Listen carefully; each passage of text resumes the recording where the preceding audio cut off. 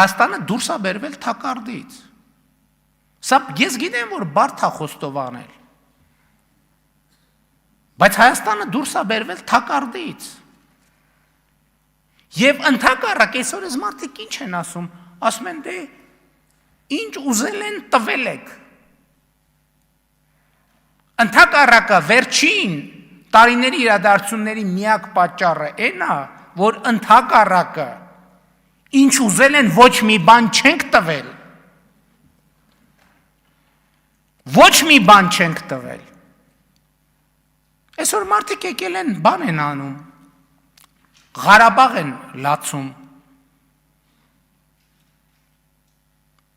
Ոչ մեկ մեր չափ